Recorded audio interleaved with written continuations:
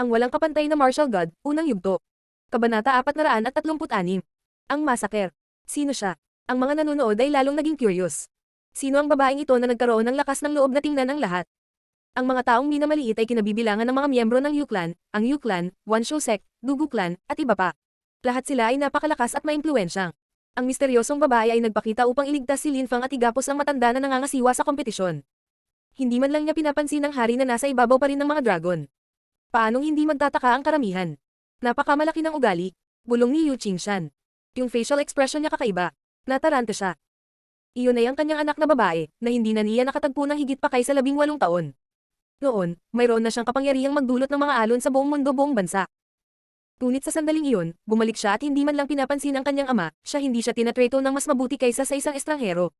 Tinangka ng matanda at lahat ng may impluwensyang ay bully si Lin Fang dahil sa akala ni Lin Fang ay walang makapangyarihang sumusuporta sa kanya. Kapag nanonood kung paano walang kahihiyang tinutukan si Lin Fang, hindi niya nakontrol ang sarili. Walang makakapidyo sa kanya mula sa pakikialam. Siya ay mapagmataas at malayo, ngunit ang kanyang mensahe ay malinaw. Si Lin Fang ay mayroon ding makapangyarihan taga-suporta sa likod niya at lahat ay dapat matakot siya kahihinatnan ng pagkagalit ng taga-suporta ni Lin Fang. Nang marinig ni Lin Fang ang babae na magsalita ng mga salita ng pang-aalipuste sa karamihan, siya iyon namangha. Napakapamilyar ng kanyang ugali, ngunit hindi niya matandaan kung saan siya ay nakita ito. Nagsisimula siyang magkaroon ng mas malalim na impresyon nang nakita na, bakit niya siya tinulungan? Siya ba ang may-ari ng Lovesick Forest? Kung siya talaga ang may-ari ng Lovesick Forest, ibig sabihin ay siya ang maganda babae na dating pinakanamumukod tanging babaeng cultivator ng Zuyu. Pinutol niya ang lahat makipag-ugnayan sa kanyang angkan dahil umibig siya sa isang lalaking walang kapangyarihan o impluwensya. Kilala ba natin ang isa't isa? Tanong ni Lin Fang habang nakatingin sa misteryosong babae, siya ay masyadong mausisa. Ang puso ng misteryosong babae ay parang napunit mula sa kanyang dibdib. Paanong hindi kilala niya si Lin Fang? Ilang ina ang hindi nakilala ang kanilang anak. Ang kanyang mga mata ay nagsimulang maging basa, sa ilalim ng kanyang belo. Bahagya siyang tumanggo, syempre, sila nagkakilala. Una, kailangan mong harapin ang iyong sitwasyon ngayon, at pagkatapos nito, sasabihin ko sa iyo lahat. Sabi ng babae habang nanginginig. Kinuha nito ang lahat ng kanyang kapangyarihan para manatiling kalmado. Sige. Curious na sagot ni Lin Fang habang tumatango. Tila maraming bagay pa rin nakatago sa kanya. Maraming sikreto sa mundong ito, at maaaring mangailangan ito ng mas maraming oras intindihin silang lahat. Tapusin mo na ang laban mo sa dalawa. Hindi na kailangang mag-alala tungkol sa anumang karagdagang mga pagkaantala, papatayin ko ang sinumang magtangkang makisali sa laban na ito. Sinabi ng misteryosong babae na may lamig sa mukha. Siya ay tumingin lubhang agresibo. Kung may nasangkot, papatayin niya sila. Walang impluwensya. Walang suporta. Nais niyang malaman ng lahat na walang sino man ang maaaring mangapi at hiyain ang kanyang anak. Sige. Mataimtim na tumanggo si Lin Fang. Ang mga miyembro ng Yu-Clan, ang Wanshu Sect, at iba pa. Hindi gumawa ng anumang mga pagtatangka na mamagitin. Mukha silang agresibo at mayabang, pero ang malakas na sinabi ng misteryosong babae na papatayin niya ang sinumang susubok na mamagitin, kaya sino maglalakas loob bang makialam. Parang alam na ng maraming maimpluwensyang tao ang pagkakakilanlan yun. Ang misteryosong babae at lahat ng nakakaalam ng kanyang pagkatao, ay natakot. Walang nang ahas magsalita ng isang salita nang hindi pinag-iisipan ng maraming beses. Tumingon si Lin Fang at tumingin kina Shi Qiyong at Chu Zanpang habang naglalabas ng nakakatakot, nakamamatay na enerhiya. Kinailangan niyang mamatay si Qiyong para kay Meng Qing at ang galit ni Chu Zanpang kay Lin Fang lubhang matindi. Bukod dito, bigla siyang inatake ni Chu Zanpang na duwag at tasuklam-suklam. Hindi siya patatawarin ni Lin Fang. Ngayon ay makikita ang pagkamatay ng isang mataas na opisyal. Si Lin Fang ay sumulong at mabilis na nakarating sa harap ni Shi Qiyong. Hindi niya kailangan sayangin ang anumang kapangyarihan sa pagiging maingat. Walang manggi-istorbo sa kanya. Maaaring tumutok si Lin Fang buong konsentrasyon niya sa mga kalaban na kinakalaban niya. Isang dagandong na tunog ang pumuno sa hangin, at ang nakamamatay na enerhiya ay bumagsak patungo sa direksyon ni Shi Qiyong na ikinakunot ng noon niya. Hinahatak ni Shi Qiyong ang mahabang mukha, sino ang misteryosong babaeng iyon at bakit siya pinoprotektahan si Lin Fang. Bukod dito, pinigilan din niya ang matanda at sinabing nasa buhay nito ay nasa kamay ni Lin Fang. Ang diwa ng Flood Dragon ay muling lumitaw sa likod ni Shi Qiyong.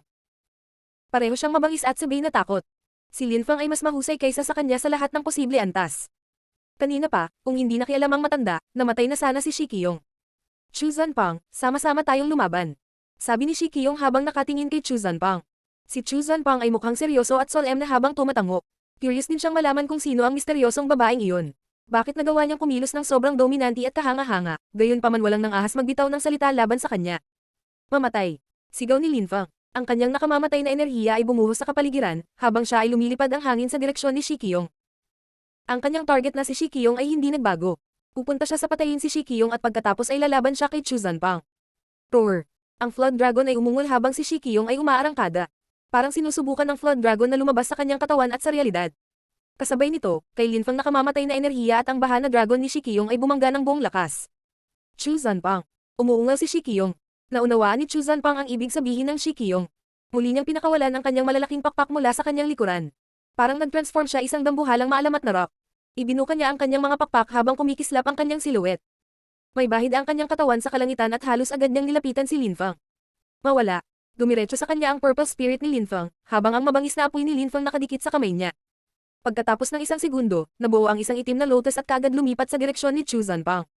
Isang mahinahon at nakamamatay na enerhiya ang sumalakay sa kapaligiran. Sinalo ng purple spirit ang itim lotus sa hangin at iniswipe ito sa direksyon ni Chu Zanpang na naging dahilan ng pag-atras niya sa isang magmadali. Kasabay nito, humakbang muli si Linfang patungo sa Shikiyong. Walang sino man pigilan siya sa pagpatay kay Shikiyong. Ang kanyang nakamamatay na enerhiya ay nagsimulang maging mas marahas habang ito ay sumugod sa hangin. Mamatay. Sumigaw si Linfang habang ang isang nakakatakot at nakamamatay na enerhiya ay sumugod na may layuning pumatay. Isang dagandong na tunog ang walang tigil na kumalat sa kalangitan. Mukhang walang makakapidyang na surge ng nakamamatay na enerhiya mula sa pag-abot sa target nito. Nilapitan ni Linfang si Shikiyong na may layuning pumatay. Nang makita ni Shikiyong ang isang itim na espada na nagsimulang gumalaw sa kanyang direksyon, lumaki ang kanyang ekspresyon mas mabangis pa. Tila lumalakas si Linfang sa kanilang labanan. Ang nakamamatay na enerhiya na iyon ay sumusulong ng may hindi matitinag na kalooban. Gusto ni Linfang na patayin si Shikiyong, at walang makakapigil sa kanya. Dumating ang kanyang layunin sa pagpatay mula sa kaibuturan ng kanyang puso upang mabuo ang kanyang nakamamatay na enerhiya. Ang kapangyarihan ng nakamamatay na Linfang ang enerhiya ay bumubuti salamat sa kanyang hindi kapani-paniwalang kakayahan sa pag-unawa. Mananatili si Linfang totoo sa kanyang pangako at patayin si Shikiyong.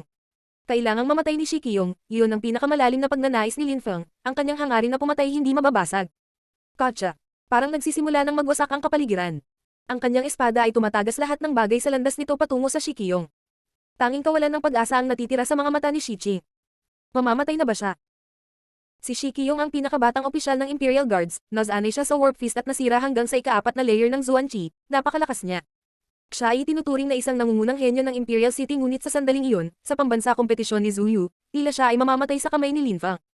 Nang maalala niya ang sinabi niya kay Meng Qing, tungkol sa hindi kaya ni Linfang makipagkompetensya sa kanya tungkol sa impluensya at kapangyarihan, naramdaman niya na siya ay katawa-tawa. Nagkaroon siya na hinamak si Linfang nang sabihin niyang mamamatay siya kahit anong mangyari. Ngunit, sa sandaling iyon, siya ay mamamatay. Mahinahong tiningnan ni Shikiyong ang itim na espada na gumagalaw patungo sa kanya at pagkatapos, lahat biglang natapos. Ang kanyang puso ay hindi na tumitibok, at ang buhay ay umalis na sa kanyang mata. Nanatili si Linfang sa kanyang salita. Patay na si Shikiyong, at walang makakapidyo sa kanya. Patay na siya. Ramdam ng karamihan ang pagkibot ng kanilang mga puso. Isa pang henyo ang nahulog, siya ay namatay sa pamamagitan ng mga kamay ni Linfang. Si Linfang ay mukhang walang emosyon tulad ng dati. Ang kanyang mukha ay may puwang lamang para sa isang nakakatakot, nakamamatay na layunin. Bahagya niya ginalaw ang kanyang purple spirit, at ang itim na lotus ay lumipad patungo sa kanya, na nagpagulat ang mga tao. Tila kaya niyang kontrolin ang itim na lotus sa kanyang isip, walang sino man maaaring maunawaan kung paano naging posible ang ganoong bagay. Malinaw na hindi nila alam na si Linfang ay nagsanay ng pamamaraan ng labis na kaluluwa, at maaari niyang hatiin ang kanyang kaluluwa sa maraming labis na kaluluwa. Maaaring hatiin na ni Linfang ang kanyang kaluluwa 10,000 labis na kaluluwa. Ang lilang espiritu na nakahawak sa itim na lotus noon sumanib sa isa pang labis na kaluluwa upang makontrol niya ang kanyang espiritu at ang itim na lotus habang lumalaban. Ngayon, ikaw na, sabi ni Linfang habang iniunat ang kanyang kamay na nakahawak sa itim na lotus. Mabagal siyang nagsasalita na nagpapikit ng mata ni Chu Zanpang. Malamig na ngumiti si Chu Zanpang at sinabi, mayroon akong isang maalamat na espiritu ng rock, na nagbibigay sa akin ng hindi kapani-paniwalang bilis, paano mo ako balak patayin kung hindi mo ako mahuli? Hindi lang ikaw ang tao sa mundo na maaaring gumamit ng espiritu. Sagot ni Linfang walang pakialam. Kagad pagkatapos, ang dagandong ng dragon ay kumalat sa hangin na naging sanhi ng atmosfera upang manginig. Isang dragon ang lumitaw sa likod ni Linfang. Si Linfang ay nagkaroon ng pangalawang espiritu. Nang makita ng karamihan ng isa pang espiritu, sila ay namangha, bawat isa natulala. Ang walang kapantay na martial god, unang yugto. Kabanata 437, Anong uri ng buhay? Roar. Ang dragon ay umungal, bukod sa mayroong higit sa isang ulo at lahat sila umaatungal. Ang dragon na iyon ay may 7 ulo na nakatingin sa mga tao na naging sanhi ng kanilang mga kaluluwa nanginginig sa takot. Dual spirit. Ang mga tao ay namangha. May iba pang tinago si Linfang, mayroon siya purple spirit at dragon spirit at kung isasaalang-alang ang chi ng dragon na iyon, tila marami mas nakakatakot kaysa sa purple spirit ni Linfang. Siyempre, nakilala na ng ilang tao ang espiritu at ang lahat ng maaring iyon lalo na natulala. Iyon ay ang makalangit na espiritu ng dragon. Ito ang diwa ng Yuklan. Nakakagulat na taglay ni Linfang ang espiritu ng Yuklan, sa madaling salita, ang dugo ng Yuklan ay dumadali sa kanyang mga ugat. Nang matuklasan niyon ng mga tao, nabigla sila, maraming iniisip ang umiikot buong bilis sa kanilang utak. Si Lin Fang ba ay miyembro ng Yuklan? Hindi pwede. Biglang may ilang tao na parang may naintindihan hindi ka panipaniwala. Hindi maaaring, si Lin Fang ay ipinanganak sa Yangzhou City, hindi siya maaaring maging miyembro ng Ang Yuklan. At saka, kung miyembro siya ng Yuklan, na may napakagandang natural talent, papayagan kaya ni Yu Qingshan si Lin Fang na mabyuli sa ganoong paraan. Gagawin niya nakisali na, teka. Napakaraming tao ang natigil sa pagsisikap na maunawaan ang sitwasyon. Ang kanilang nagsimulang tumibok ang mga puso ng lahat sila ay nag-iisip ng sagot. Kung ang dugo ng Yuklan ay damaloy sa mga ugat ng isang tao, hindi ito nangangahulugan na ang tao ay miyembro ng Yuklan o na pinangalanan silang Yu. May isa pa posibilidad, ang posibilidad na ang isang miyembro ng Yuklan ay may anak sa labas ng klan na nagmana ng espiritu ng dugo. Nang maisip ng karamihan ang posibilidad na iyon, napatingin din sila sa misteryosong babae sa kalangitan. 18 taon na ang nakalilipas, may isang babae mula sa Yuklan na napakadaling sa kanya nagulat sa buong bansa. Gayunpaman, dahil nahulog siya sa isang taong labag sa kagustuhan ng angkan, pinutol niya ang ugnayan sa Yuklan at hindi na muling narinig. Ang misteryosong babaeng iyon ay dapat ang parehong babae na nawala 18 taon na ang nakalilipas, Yu Menghe. Nawala siya pagkatapos niyang kalabanan ang kanyang pamilya dahil sa lalaking siya minamahal.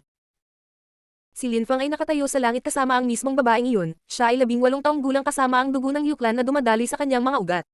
Sa huling pagkakataon, sa Mount Sword, nagbigay din ng kaunting tulong si Yu Qingshan kay Lin Fang. Ang mga pag-iisip ay karera sa buong bilis, maraming mga tao ang natigilan at ang iba ay naramdaman ang kanilang tibok ng puso. Ang katotohanan ay malinaw na sa mga maimpluwensyang kapangyarihang iyon. Ang isa na pinakanamumukod tanging babaeng cultivator sa bansa, na nawala 18 taon na ang nakakaraan, ay nakatayo sa hangin sa harap nila. Siya ang misteryosong babae. Ang iba ay nagsimulang unti-unting nauunawaan ang sitwasyon. Yu Menghe, nag-isip ng maraming iba't ibang paksayon habang nakatingin sa Yuklan. Napatingin silang lahat kay Yu Qingshan, ang pinuno ng Yuklan, sa isang segundo upang kumpirmahin ang kanilang mga hinala. Mula sa kanyang reaksyon, tiyak na si Yu Menghe iyon. Anak niya siguro si Lin Fang. Sino ang taong nagsabing walang impluwensya si Lin Fang at walang sumusuporta sa kanya? Sino ang mga ngahas na galitin ng isang tao na isa sa mga pinakakahanga-hangang cultivator ng bansa mula sa 18 taon na nakalipas? Sino ang nakakaalam kung gaano siya naging malakas sa loob ng nakalipas na 18 taon?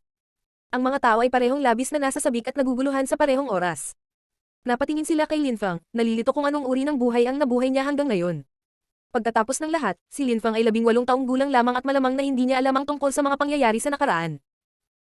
Hindi niya alam ang buong kwento patungkol sa kanya at sa kanyang mga magulang, paano pa kaya siya ang gumagawa ng koneksyon.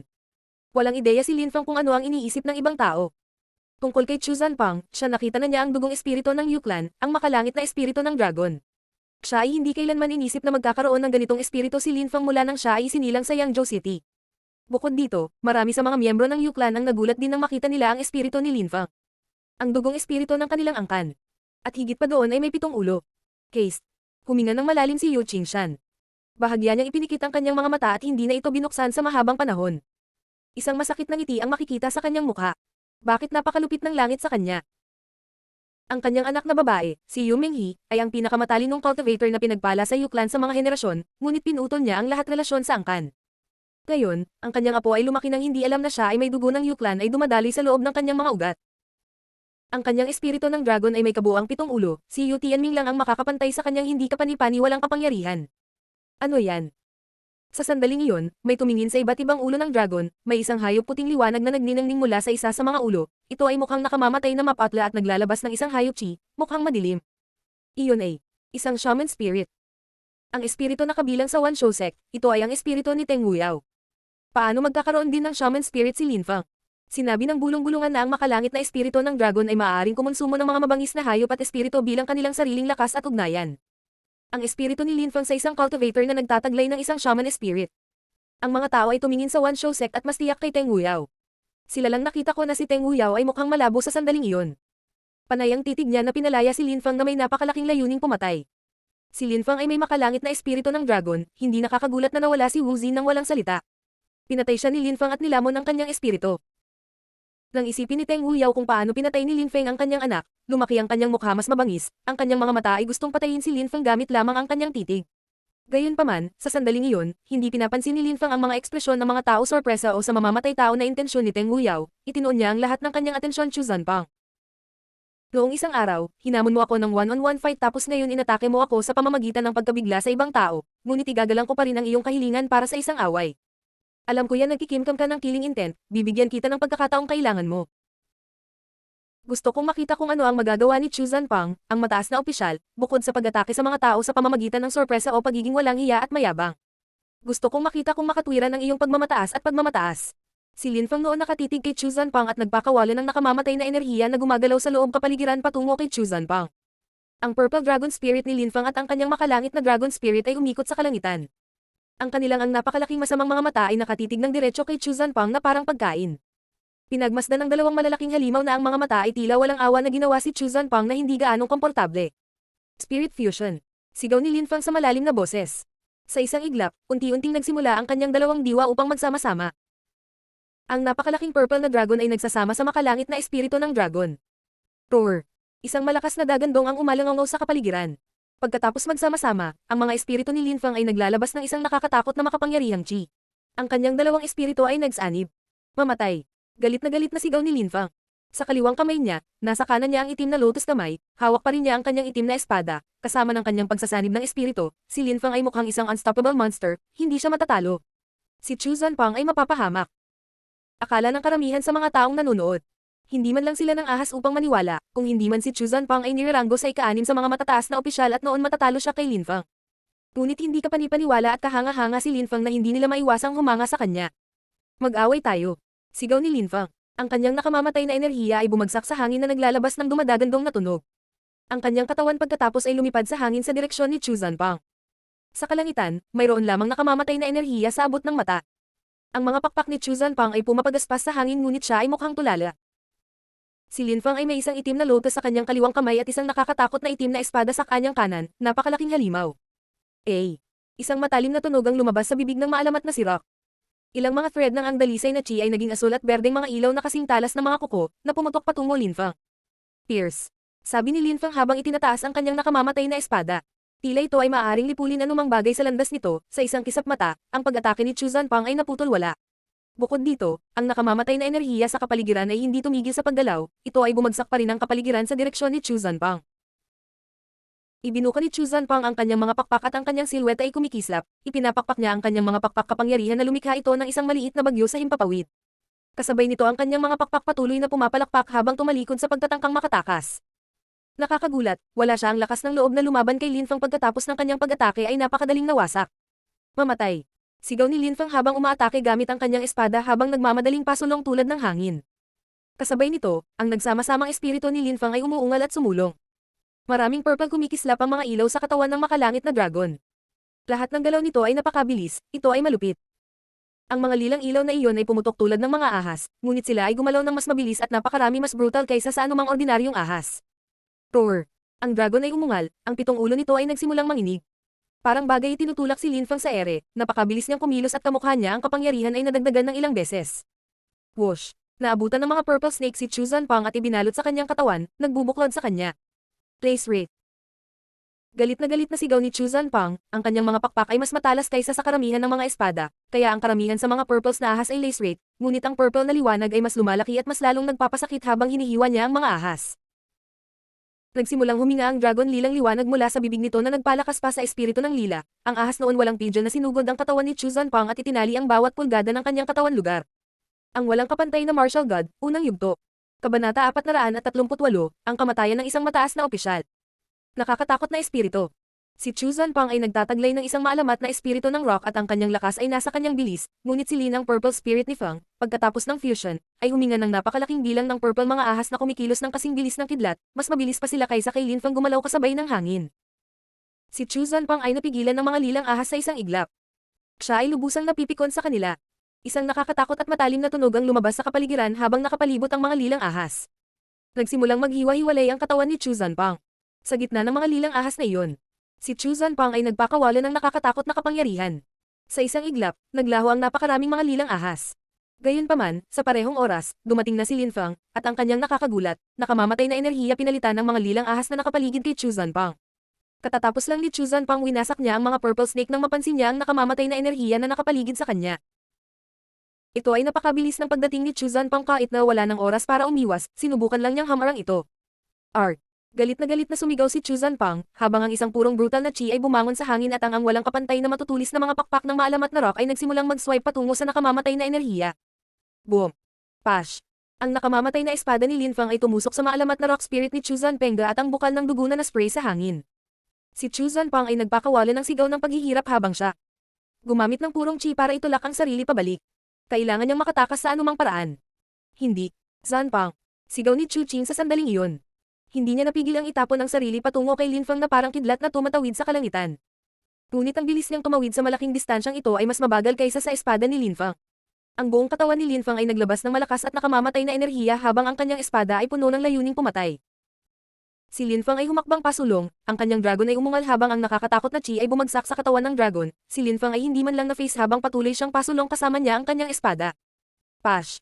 Hiniwa ni Lin Feng gamit ang kanyang espada. Isa pang spray ng dugo ang pumuno sa hangin, at ganoon din maririnig na naman ang nakakakilabot na tili. Napuno ng dugo ang katawan ni Chu Zanpang mula ulo hanggang paa. Ang kanyang mukha ay pulang-pula at pininturahan ng dugo. Wala na siyang natitirang kapangyarihan upang lumipad pa, at ang kanyang katawan ay nagsimulang bumagsak patungo sa lupa.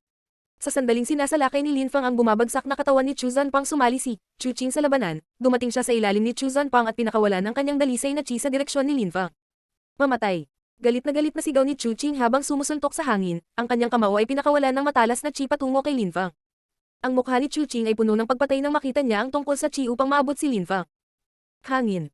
Para bang hindi nakita ni Lin Feng ang pag-atake ni Chu Qing, ang kanyang silhouette ay kumikislap, at tama parang hangin na inanad niya sa langit. Ang kanyang nakakatakot na chi ay gamulong sa kapaligiran. Si Chu Qing ay lumipad sa langit at sa isang iglap, nasa parehong taas siya ni Lin Feng, hindi magiging madali para sa magkabilang panig na makaligtaan ng pag-atake mula sa distansyang ito. Mamatay. Sigaw ni Lin Feng sa malalim na boses. Sa ilalim ng liwanag ng buwan, maraming larawan ni Lin Feng lumitaw. Dumaan si Lin Feng kay Chu Qing na parang wala siya roon. Para silang mga estranghero na dumadaan bawat isa sa kalye. Kahit na nakatayo si Chu Qing sa kanyang dinadaanan, si Lin Feng ay nagpatuloy sa paglampas sa kanya at lumipat patungo kay Chu Zanpang, kasabay ng paglabas niya ng isang itim na bagay mula sa kanyang mga kamay na nagmamadaling lumapit kay Chu Qing. Biglang ibinaba ni Chu Qing ang kanyang ulo at nakita ang isang malaking sugat na lumitaw sa kanyang dibdib. May itim na lotus na dam-apo sa kanyang dibdib, habang ang apoy ay tumagos sa kanyang katawan. Parang nagliliyab ang dibdib niya, nasunog ng lotus ang buong dibdib niya. Isang nakakakilabot at nakakadugong hiyawan ang napuno ng hangin. Kaagad pagkatapos, ang daming tao nakita ang katawan ni Chu Qing na sunog na itim. Apoy. Ang itim na lotus na iyon ay nagpakawala ng condensed na mabangis apoy na nagsunog kay Chu Qing na naging abo. Gaano nakakatakot. Nagulat ang mga tao, at hindi mapakali ang tibok ng kanilang mga puso. Ang patriarch ng Hao Yu sect, si Chu Qing ay maaaring masunog ng buhay ng itim na lotus ni Lin Feng na may konting pagsisikap. Lahat ng miyembro ng Hao Yu sect ay tumayo at nakatitig sa itim na apoy. Sa isang flash, ang huling bahagi ng katawan ni Chu Qing ay naging abo at nawala sa hangin. Nagkaroon siya na sunog ng buhay. Patay na siya. Ang patriarch ng Hao Yu sect, si Chu Qing, ay wala na. At saka, hindi pa tapos, nagpatuloy si Lin Feng matapos salakayin si Chu Qing gamit ang kanyang itim na lotus upang palabasin ang kanyang nakamamatay na enerhiya na bumagsak pababa patungo kay Chu Zanpang. Ang kanyang nakamamatay itim na espada ay nagpatuloy din sa kanyang dinadanan at bumaba mula sa langit. Ang itim na liwanag mula sa nakamamatay na enerhiya ay naiilaw ng maputlang liwanag ng buwan. Ito ay kakaibang ganda. Malapit nang maabot ng nakamamatay na espada ni Lin Feng, si Chu Zanpang kasalukuyang nakayuko sa takot. Biglang, si Chu Zanpang ay mukhang takot na takot. Hindi siya makapaniwala kung ano ang kanyang nakikita. Ang kanyang mga mata ay puno ng hinanakit, dalamhati at marami pang ibang nararamdaman. Gayunpaman, walang mababago. Si Chu Zanpang ay isa sa 8 mataas na opisyal at isang henyong cultivator. Hindi niya akalain na isang maliit na insekto na nasa chi layer, balang araw ay magiging sapat na malakas para patayin siya. Sinira niya ang Yunhai sect at ganap na binaliwala ang lahat ng miyembro nito, ngunit patuloy na lumago si Lin Feng sa kabila kahirapan. Noon, si Lin Feng ay isang cultivator lamang sa chi layer, wala siyang halaga kay Chu Zanpang, ngunit sa sandaling iyon, siya ay naging isang hindi kapanipaniwalang henyo na maaaring pumatay ng isa sa mga 8 matataas na opisyal. Splash! Ang katawan ni Chu Zanpang ay sumabog sa tubig ng lawa na may malakas na tilamsik. Tubig tumalsik kung saan-saan habang ang kanyang dugo ay tinina ang tubig na may bahid ng pula. Tapos, makapal na pulang dugo kumalat sa ibabaw ng lawa. Sa sandaling iyon, muling nagkita si Chu Zanpang at ang kanyang ama na si Chu Qing. Nanginginig ang bawat miyembro ng Hao Yu sect. Patay na sila. Ang patriarka ng Hao Yu sect ay kamamatay lamang, at ngayon ang kanyang anak ay pinatay. Ito ang wakas para sa Hao Yu sect. Bukod dito, walang naiwan na maghiganti sa kanila. Sino ang maglalakas loob na lumaban kay Lin Feng? Si Chu Qing ay pinatay niya sa isang iglap. Ang mga tao ay tumingin sa mapagmataas na binata at nadama na ang buong kompetisyon ay naging pangarap. Ang namumukod tanging binata na iyon ay nagpamangha sa kanila ng paulit-ulit, dahilan sila ay may iwan sa kawalang paniwala. Siya ay nag-aalok ng pinakanamumukuntangi at nakasisilaw ng mga palabas. Mula sa araw na iyon, si Lin Feng ay magiging isang mataas na opisyal ng ranggo, kaagad na papasok sa ika-6 posisyon. Patay na si Ling Tian, patay na si Shi Qiyong, patay na si Chu Qing, panganang si Chu Zanpang kamamatay lang ng mataas na opisyal, at lahat sila ay pinatay ni Lin Feng. Walang makakapidyan kay Lin Feng mula sa pagiging ika-6 na mataas na opisyal ng Zuyu sa sandaling iyon. Sa gilid ng holy courtyard ng Zuyu, nakanganga si Duan Tianlang. Siya ay nakatitig kay Lin Feng na may intensyong pumatay. Lahat sila ay patay at walang kahit isa ang nakagawang patayin si Lin Feng. At saka, anak niya siya. Hinahatak din ni Luo Zhu ang mahabang mukha. Noong una, gusto pa niyang ipaghiganti ang mga kapwa niya alagad sa pagkamatay ni Bing Yuan. Gayunpaman, sa sandaling iyon, sumuko na siya sa ideya sa pagpatay kay Lin Feng. Papatayin na lang niya ang sarili niya. Sa tabi ni Luo Zhu, naroon si Lin Chen. Siya ay tumingin ganap na desperado at nakakaawa sa iyon sandali. Si Chu Zanpang, ang tanging pag-asa niya, ay patay na. Bukod dito, hindi pagmamalabas na sabihin na ang pagkamatay ni Chu Zanpang ay direktang dulot ng kanya.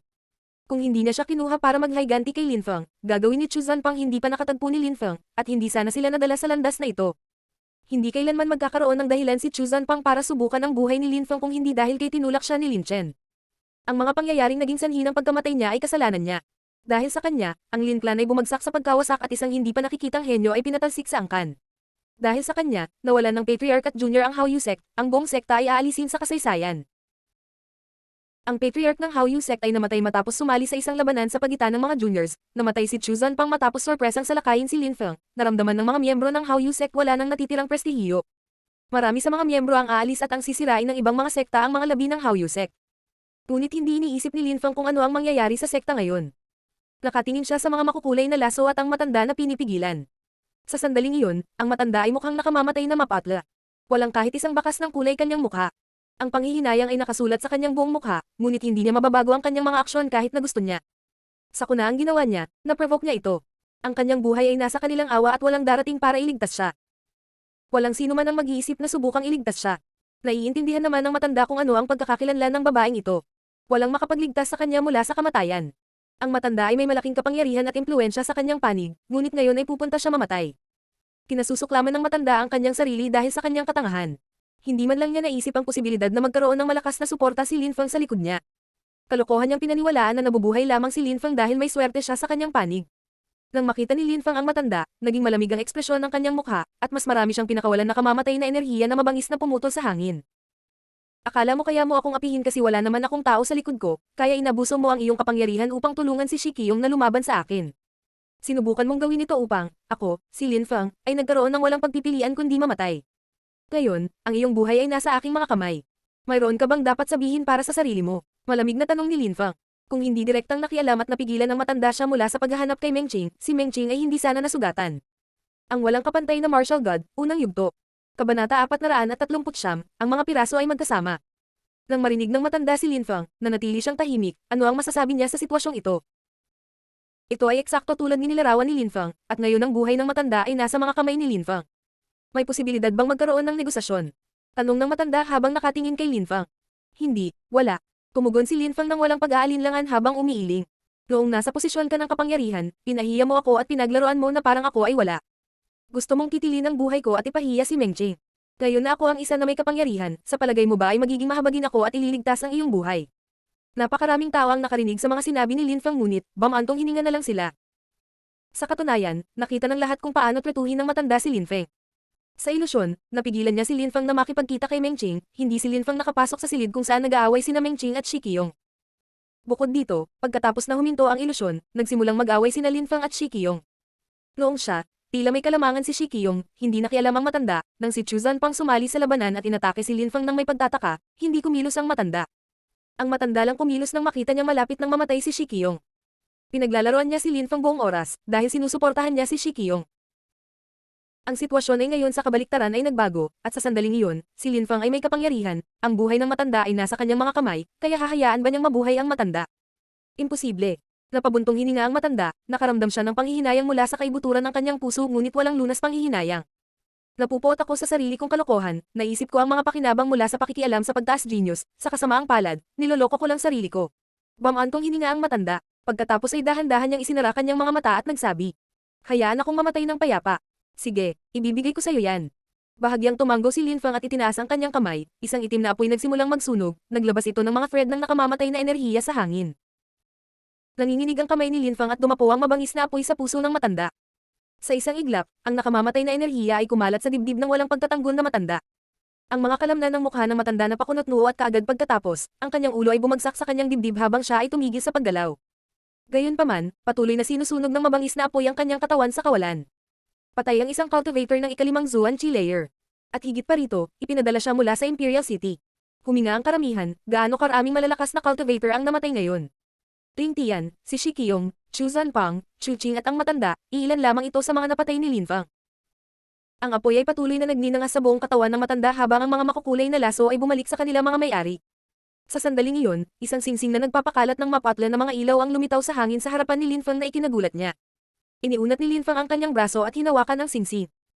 Ang matanda ay nakalusot sa ikalimang Zuan Chi layer at mula sa Imperial Lungsod, marahil ay maraming kayamanan at kayamanan na naipon sa mahabang panahon sa singsing na iyon.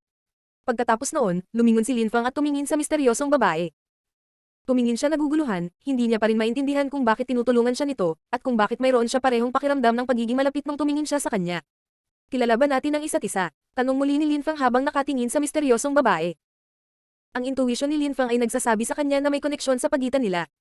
Nang marinig ng misteryosong babae si Lin Fang, nagsimula siyang manginig. Kaya niyang maglakad sa langit, tumingin pababa sa lupa, may taas niya ang kanyang kamay at pumatay ng libo-libo, ngunit hindi niya nagawang manatiling kalmado sa harap ni Lin Fang. Kay Lin Fang walang malasakit at walang emosyon na boses kapag nakikipag-usap sa kanya na nagpakagat sa kanyang mga labi. Gusto niyang isiga ang katotohanan mula sa kanyang mga baga, ngunit hindi niya alam kung ano ang sasabihin. Masasabi ba niya kay Lin Fang na siya ang kanyang ina kahit na hindi niya ito nakita sa buong 18 taon ng kanyang buhay? Naghihintay si Lin Fang sa kanyang sagot ngunit nanatili siyang tahimik. Nagbubuntong hininga ang mga taong nakakaunawa sa kwento nila, napabuntong hininga din ng babae, lahat ay malapit ng magbago. Siya ang asawa ni Lin Hai at tinanong mo siya kung magkakilala kayo. Isang sigaw bigla nagambala. Ilang tao ang bamantong hininga, walang makakapagpabago sa nangyari sa nakaraan, ganoon ang katotohanan ng bagay. Dahil sa pangungusap na iyon, nagsimulang bumilis ang tibok ng puso ni Lin Fang. Asawa ni Lin Hai. Isang matalim at malupit na liwanag ang pumuno sa mga mata ni Lin Fang. Ang nagsalita ay si Yo Qingshan, ang pinuno ng Yuklan. Ano ba ang nangyayari? Ang mga iniisip at pakiramdam ni Lin Fang ay ganap na magulo. Sandali ang nakalipas, nahulaan niya na ang babaeng ito ang mayari ng Lovesick Forest at ang huli oras, sinabi sa kanya ni Duan Xingye na ang taong iyon ay isang magandang babae mula sa Yuklan. Siya ang pinaka-nakakasilaw na babaeng cultivator ng Zuyu, ngunit sa huli ay naputol niya ang relasyon sa Yuklan. Sa madaling salita, posible rin na kamag-anak siya ni Yu Qingshan. Nang makita ni Yu Meng ang ekspresyon ni Lin Fang, dahan-dahan siyang tumango bilang pagsang-ayon. Inilagay niya ang kamay niya sa kanyang sombrerong kawayan at itinapon iyon. Ang sombrerong kawayan ay lumipad sa hangin at bumungad ang mukha ng misteryosong babae. Siya ay tumingin dalisay, maislan at malambot. Naka-arko ang kilay niya at oval ang mukha niya, ang mga magagandang mata ay puno ng luha at ang kanyang mukha ay namula. Mukha pa siyang malambing at malambot, pero may iba pa, mukha siyang malungkot. Menghi, hindi ka pa rin nagbabago. Kumislap ang silhouette ni Yu Qingshan at bumangon siya sa hangin. Habang pinagmamasdan ang mukha ng babaeng iyon ay hindi niya maiwasang mapabuntong hininga. Yumeng tumingin siya kay Yu Qingshan, labis siyang naguguluhan. Kung mayroon si Yu Qingshan tumabi sa kanya at pumayag na makasama niya si Lin Hai, hindi mangyayari ang lahat ng ito. Nagbago ka na, puti na ang buhok mo, sabi ni Yu Menghi sa mahinang boses. Ito ay imposibleng makita ang kanyang iniisip mula sa kanyang ekspresyon sa mukha. Talaga, matanda na ako ngayon. Malapit na akong mamatay, pero hanggang ngayon ayaw mo pa rin akong tawaging ama. Sabi ni Yu Qingshan na may halong damdamin. Mahal niya ang kanyang anak na babae at nakakakita siya sa kanya muli, ngunit sila ay hindi mas mahusay kaysa sa mga estranghero. Ang kanyang ama. Hindi alam ng maraming tao na anak niya si Yu Menghi, nang marinig nila iyon, ang kanilang nakaramdam ng pagkabalisa ang mga puso. Sinasabi ni Yu Qingshan na tumanggi si Yu Menghi na tawaging ama, kaya dapat ay kanya siya anak na babae. Si Yu Menghi, 18 taon na ang nakararaan, ay dating pinakanamumukod tanging babaeng cultivator sa bansa. Maraming tao ang nasa sabik nang maalala nila ang kwento tungkol sa mga pangyayari 18 taon na ang nakalilipas, kaya ayon, ang hindi kapani-paniwalang babaeng henyo na namangha kay Zuyu 18 taon na ang nakalipas ay ang kanyang anak na babae. At saka, parang si Lin Fang ay anak ni Yu Menghi. Di ba siya rin si Yu Qing apo ni Shan? Nasa kanya ang makalangit na espiritu ng dragon, ang espiritu ng Yuklan, lahat ay nagiging mas malinaw. Nagsisimula na ring maunawaan ni Lin Fang ang lahat. Si Lin Fang ay may dugong espiritu ng Yuklan at siya ang pinuno ng apo ng Yuklan. Tama ang tawag mo, si Yu Menghi ay sumimangot at pagkatapos ay malamig na sinabi. Sa tingin mo, ikaw gumanap bilang ama.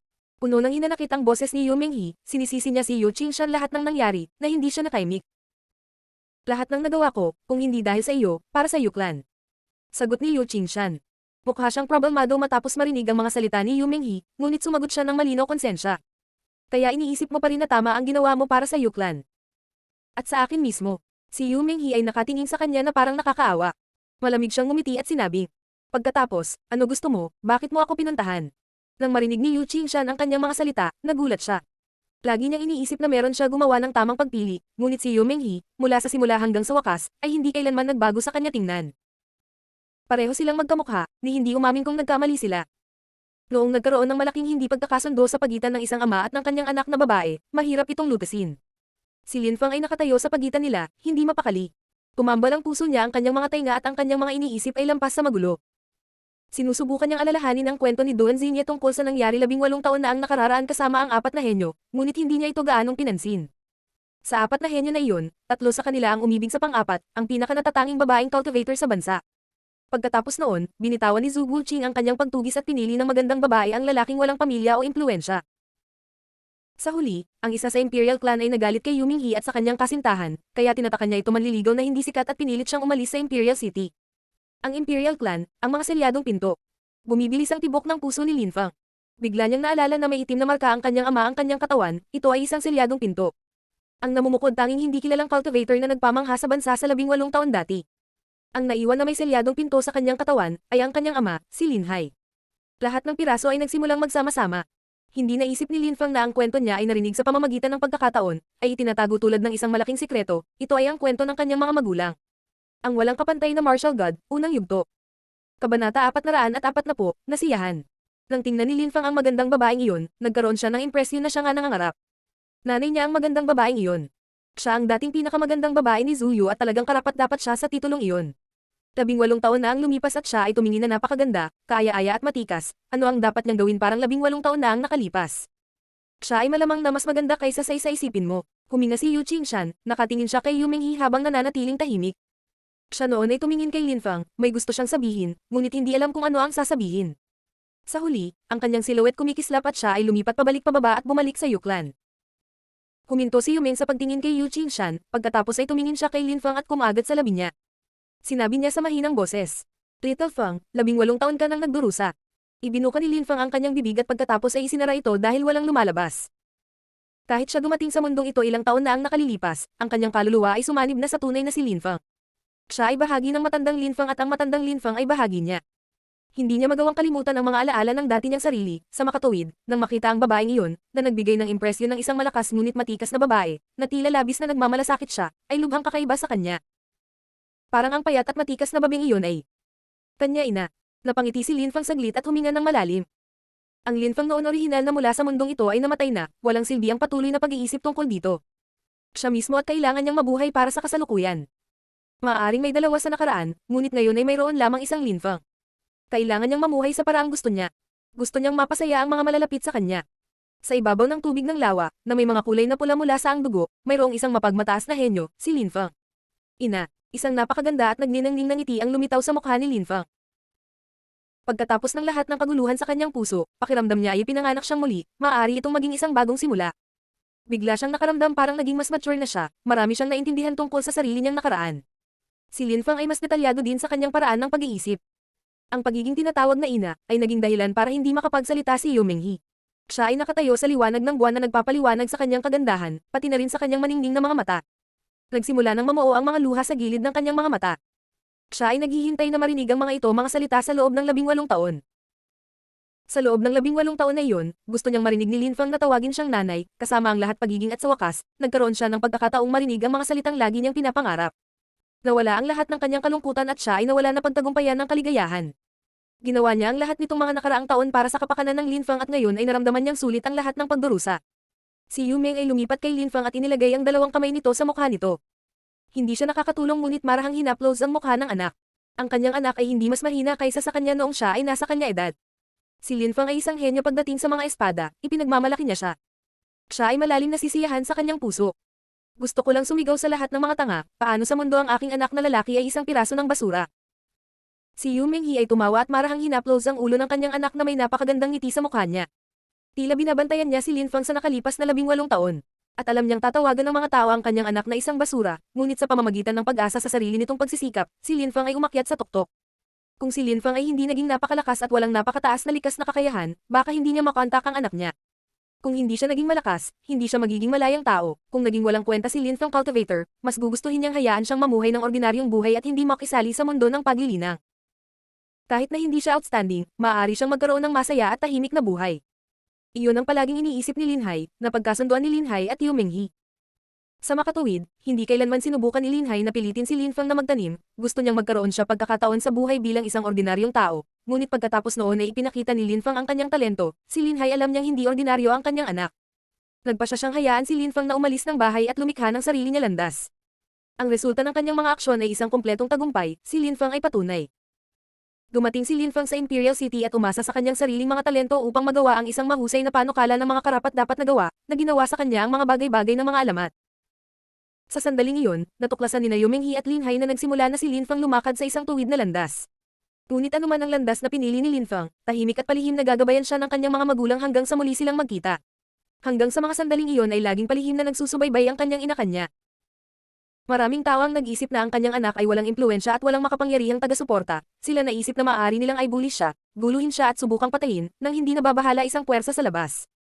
Paano kaya hinayaan ni Yu Menghe na makatakas ang mga taong iyon? Siya ay nagpakita ng kanyang sarili at ipinapahayag niya sa lahat na anak niya si Linfang, hindi niya kukonsintihin ang sino man sinusubukang ay bully o patayin ang kanyang anak, sino ang maglalakas loob na magsasabi na si Linfang ay basura kasama siya sa paligid. Nang iniisip ang mga bagay na iyon, sumulyap si Yu Menghe sa mga tao na may malamig na tingin at nagsalita. Noong nakaraan, napakaraming tao ang nagsasabi na ang aking anak na lalaki ay kailangang mamatay at na sila nais kong patayin siya, lumabas ka at magpakita ng sarili mo, hinahangaan ko kayong sabihin ito muli. Ang mga salita ni Yu Menghe ay nagpagulat sa mga tao. Ilang sandali bago, ang Yu Clan, ang Dugu Clan, ang Wanshou Sect, ang Haoyu Sect, ang Luozia Sect, ang Ice and Snow Mountain Village at iba pa ay nagsabi na gusto nila si Linfang na mamatay, ngunit sa sandaling iyon, nang si Yu Menghe ay nakatitig sa kanila sa napakalamig na paraan, napailing at nanginginig lang sila ng walang sabi-sabi. Walang nang ahas na magsalita dahil walang nakakaalam kung gaano siya kalakas maging pagkatapos ng 18 taon ng pag-iisa. Marahil si Yu Meng ay naging mas malakas kaysa sa pinuno ng Yu Clan na si Yu Qingshan. Sa landas ng paglilinang, ipinasa ng mga nakatatanda ang kanilang likas na talento sa susunod na henerasyon at ang susunod na henerasyon ay inaasahang hihigit sa kanila sa paglipas ng panahon. Natahimik ang lahat. Si Yu Meng ay malamig na ngumiti at sinabi, "Kayo ay mga grupo ng mga walang kwenta mga duwag, hindi man lang kayo nagsasalita kapag nandito ako, kung may magtangkang sakta ng anak ko, ako, si Yu Menghe, lilipulin sila." Nang matapos siyang magsalita, biglang naglabas si Yu Menghe ng isang napakalaking nakamamatay na enerhiya na gumulong sa kalangitan at pinigilan ang buong pulutong. Maraming tao ang hindi makahinga sa ilalim ng ganoong kabigat na presyon. Nakakatakot na pressure. Maraming tao ang nagmukhang malungkot, lalo na ang mga may sama ng loob kay Linfang. Si Yu Meng, masyado siyang malakas, ang pressure na iyon lang ang sumasakal sa kanila at ito ay isang babala lamang, ito ay isang garantiya na siya, si Yu Menghe, ay may kapangyarihang gawin iyon ipatupad ang kanyang mga salita.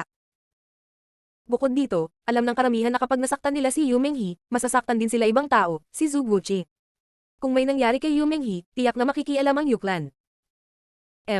Si Yu Menghe ay malamig na umungol at sinabi, "Itong tinatawag na genius competition ay walang kabuluhan, karamihan sa inyo ay walang iba kundi mga tiwali at kasuklam-suklam na mga tao, na mayroon walang prinsipyo. Babantayan kita sa hinaharap." Sa maikling panahon, ang mga tao mula sa darating ang imperyo, sa oras na iyon, kumbinsido ako na pipiliin nila ang pinakanamumukod-tanging mga henyo mismo, may mga mata sila.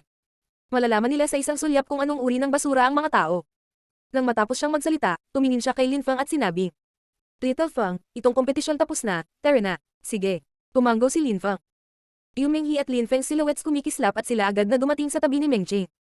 Si Yu Menghe ay sumulyap kay Mengqing at ngumiti. Nasilaw ang karamihan sa dalawang mga kagandahan. Si Yu Meng ay pinangalan ng pinakamagandang babae sa Zuyu 18 taon na ang nakararaan, at napakaganda pa rin niya.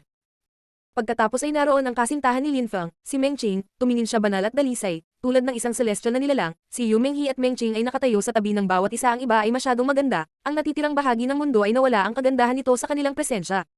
Ngunit ang dalawang babaeng iyon ay hindi sa parehong henerasyon, kaya walang silbi ang paghahambing sa pagitan ng matanda at ng batang dilag.